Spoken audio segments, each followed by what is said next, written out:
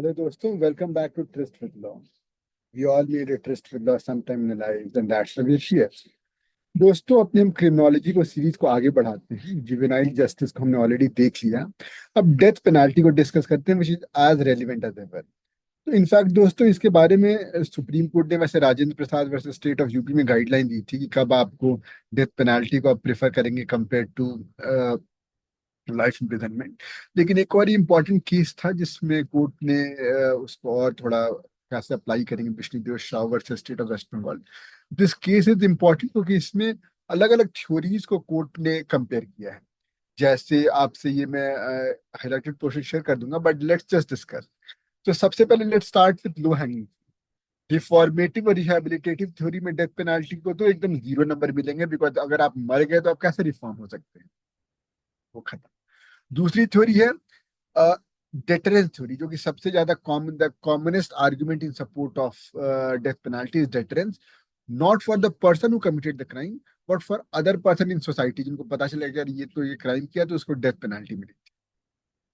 तो कोर्ट ये कहता है, और इनफैक्ट ये ग्रेग वर्सेस जॉर्जिया केस में सुप्रीम कोर्ट में भी पाया गया था, ऑल्दो इंडिया में कोई ऐसा रिसर्च नहीं हुआ है, बट अक्रॉस द वर्ल्ड ये पाया गया कि there is no empirical evidence कि डेथ पेनाल्टी रहने से क्राइम कम हुई है और हटाने से क्राइम बढ़ी है। इनफैक्ट एक श्रीलंका में बंदर नायके जो वहाँ के प्राइम मिनिस्टर थे, उन्होंने जब हटाया था इसको, बट अनफॉर्चुनेटली ये लंबे देर तक नहीं चल पाया कि हम कुछ कंक्लूसिव एविडेंस ला सकें।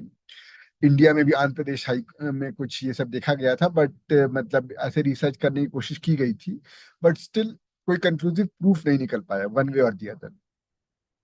इनफैक्ट जो यहाँ पे इंडिया में जो डिस्क्रिप्शन दी जाती है जजेस को कि या तो आप मतलब, ये आप हमेशा याद रखिएगा, इनफैक्ट एक जजमेंट भी है, मैं आपको बता दूंगा in course of this discussion, कि death penalty can never be the sole punishment for any offence. अगर ऐसा है तो वो अनकॉन्स्टिट्यूशनल होगा, वो जो उतना पोर्शन होगा वो अनकॉन्स्टिट्यूशनल हो जाएगा। इसका रीजन इनफैक्ट इसमें भी दिया गया था, इसे आप समझ भी सकते हैं।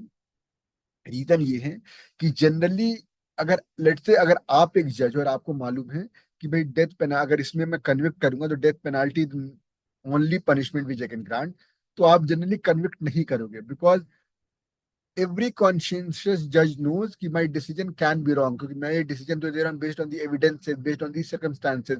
हो सकता है प्रोसिक्यूशन ने अपना केस कुछ अच्छे से नहीं आर्ग्यू किया, या कुछ ज्यादा ही कुछ नए एविडेंसेस दिखा दिए, जिससे डिफेंस ने दिखा दिए, जिससे डिसीजन पलट सकता है। लेकिन अगर डेथ पेनाल्टी तो इरिवोकेबल, अगर इफ इट वंस एग्जीक्यूटेड। तो हमने देखा डेटरेंस भी के कंक्लूसिव नहीं है। Now we come to retributive. Retributive is also good justification for death penalty, but यहाँ पे इनफैक्ट इस केस में आप पढ़ेंगे रेट्रीब्यूटिव का मतलब क्या होता है, कि आप एक जस्ट एंड फेयर पनिशमेंट दीजिए which is commensurate with the crime committed, but it should not be more than that. और इसलिए कोई देर इज कोई कोई ऐसा ग्राउंड ही नहीं जिसपे आप कह सकते हैं कि death penalty is the just punishment for it. In fact it's मतलब कोर्ट ये कहता है कि कैन ऑफन बी सीन कि it's more than the crime committed. क्योंकि आप जैसे कंपेयर कर सकते हैं, डेथ पेनाल्टी तो आप प्री मेडिटेटेड, आपने सारी चीजों को एनालाइज करके दिया है। अगर इतनी ही एनालिसिस जो एक्यूज था वो करता, क्या पता वो मर्डर या वो पेनाल्टी, वो जो भी ऑफेंस किया वो नहीं करता। तो ये रेट्रीब्यूटिव भी falls flat. Now another theory जो कि मतलब जो कि prima facie at the first blush लगे कि हाँ जस्टिफाई करेगा, वो है आपकी डिनंशिएटरी थ्योरी। डिनंशिएटरी थ्योरी क्या कहती है कि कुछ ऑफेंसेस ऐसे होते हैं जिनको डिनाउंस सोसाइटी, जैसे लेट से निर्भया केस मान लीजिए, तो उनको सोसाइटी डिनाउंस करता है, इतना घिनौना कृत्य है इसको, मतलब ऐसी चीजों को हम एक्सेप्ट नहीं कर सकते। तो इन जगहों पे आपको डेथ पेनाल्टी देना लगता है कि जरूरी है। क्यों? नॉट बिकॉज के रेट्रीब्यूटिव है, डेटरेंस क्रिएट करेगा, but by but by giving death penalty will make sure कि हम ऐसे एक्ट को डिनाउंस कर रहे हैं। तो यहाँ पे कोर्ट ने डिस्कशन के बाद दौरान ये पाया कि दिस इज ऑल्सो लाइक मतलब अ ब्रदर ऑफ मतलब kind of retributive. But still हम लोग वही रेट्रीब्यूटिव में जो हमारा डाउट था कि कौन कहता है कि जस्ट पनिशमेंट है। ये यहाँ पे हम डिनशिएटरी वाली बात जो यहाँ पे डिस्कस हुई है। तो इसलिए इसलिए कोर्ट फाइनली कहता है कि कोई ऐसी थ्योरी नहीं जो पूरा सपोर्ट करती है। अब आते हैं हम लोग स्पेसिफिक आर्ग्यूमेंट्स पे, अगर हम इस पे आएंगे। सबसे पहली बात कोर्ट ये कहता है कि it's not the fear of death, but fear of certainty of punishment which will act as bigger deterrent. तो इनफैक्ट डेथ पेनाल्टी में या किसी भी पनिशमेंट में अगर आपको ये मालूम है डेथ पेनाल्टी अगर आज मुझे मिली, उसको एग्जीक्यूट होने में इतना समय लगेगा, तब तक मैं भाग सकता हूँ या तब तक ये डिसीजन को पलटवा सकता हूँ, अगर इतनी सारी वेगनेस हो गई, इतनी सारी उसमें स्कोप है चेंज होने का, तब तो कोई there is not much difference between imprisonment and death penalty as far as deterrence is concern. Certainty is a bigger deterrence.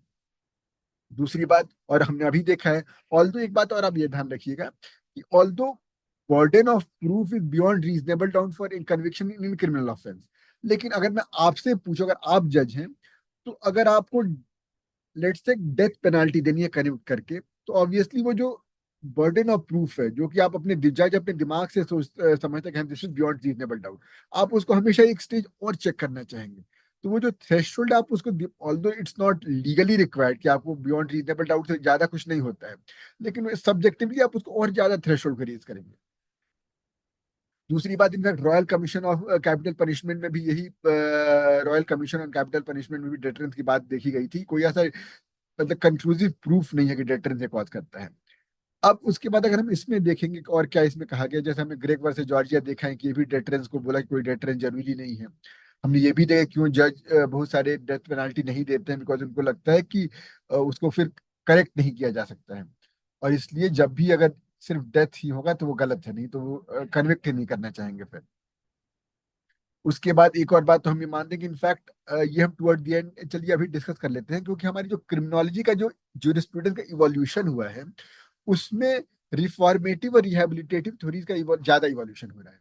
In fact जो पुराना सीआरपीसी 1898 था, उसमें एक सेक्शन 357 था जो कि कहता था कि आप डेथ पेनाल्टी दो, और अगर आप डेथ पेनाल्टी नहीं दे रहे तो रीजन रिकॉर्ड करो. अब 1955 में इस सबसेक्शन को हटा दिया गया. तो आपको मालूम होगा, हमने एक मिसचीफ रूल पढ़ा है कि अगर किसी चीज को हटाते या लाते हैं तो उसके इंटरप्रिटेशन में ये देखा जाएगा कि किस मिसचीफ को करेक्ट करने के लिए था. तो ये माना गया कि इसका मतलब life imprisonment is now the norm and death penalty is exception, क्योंकि इसीलिए हटाया गया होगा. 1973 सीआरपीसी में तो वो बात और एक्सप्लिसिट हो गई.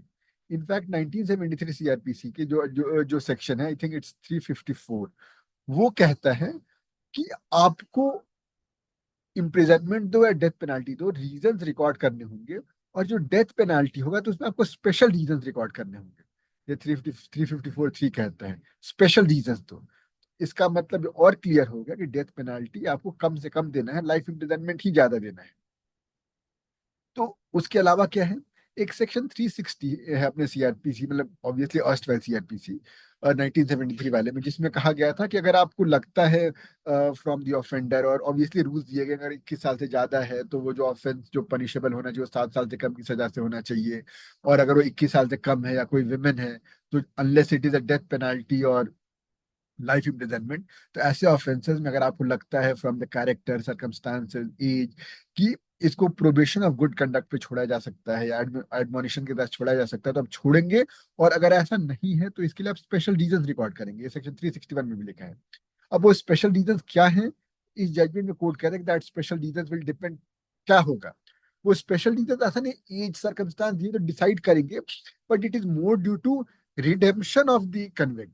जो कन्विक्टेड है उसको हम रिडीम कर सकते हैं, उसका रिहेबिलिटेट कर सकते नहीं, डिपेंडिंग ऑन, मतलब अगर नहीं कर सकते बिकॉज ऑफ द पर्सनालिटी या प्रोक्लिविटी जो उसने टेंडेंसी जो उसकी बन गई है, या अब ऐसी लेट से रिहेबिलिटेशन टेक्निक्स अभी तक नहीं डेवलप हुई है जिससे हम उसका रिहेबिलिटेट कर सकते हैं, उसको दोबारा सोसाइटी में ला सकते हैं, उसके टेंडेंसी को कम कर सकते हैं, तभी हम उसको फिर ऐसे सब वो अप्लाई, मतलब उसको फिर डेथ पेनाल्टी या गैलोज में भेजेंगे. उसके बाद कोर्ट कहता है जो ग्लोबल विंड्स क्या है, even those countries like Argentina, Mexico, Brazil, जहाँ पे मर्डर रेट इंडिया से ज्यादा है, वहां पे भी अबॉलिश हो चुकी है. तो इन आर्ग्यूमेंट के बेसिस पे कोर्ट फाइनली कहता है, और इनफैक्ट इट्स अ वेरी, एक बहुत ही फिलोसॉफिकल आर्ग्यूमेंट है कि सबसे बड़ी राइट क्या है फंडामेंटल राइट, अगर मैं आपसे पूछूं, obviously right to life, because right to life is the foundation stone for enjoyment of all other fundamental rights. तो इसलिए जो the biggest offensive to any fundamental right क्या होगा, जो आपकी राइट टू लाइफ ही ले ले. This is death penalty and we should be very circumspect while granting. तो फिर कोर्ट रिट्रेट करता है कि जो Rajendra Prasad versus state of UP में जो प्रिंसिपल्स ले डाउन किए गए थे, उनको मानना चाहिए। और इनफैक्ट मैं अगले किसी वीडियो में आपको ये बता भी दूंगा क्या वो प्रिंसिपल्स थे। Now at the touchstone of those principles, courts finds कि यहाँ पर जो हमें मतलब इस केस में जो क्या रीजन दिए गए थे, रिकॉर्ड हुए थे कि उसने मतलब अपनी वाइफ को पहले ही मार दिया था, उसको इम्प्रिजनमेंट ऑलरेडी दिया गया था, लेकिन उसे कोई रिमोर्स नहीं था, उसने बेटे को भी मार दिया क्योंकि उसको समझता था कि वाइफ उसकी मतलब इनफिडेलिटी कर रही है और जो बेटा है उसका अपना बेटा नहीं है। तो इन बेसिस पे उसने डेथ पेनाल्टी दिया था।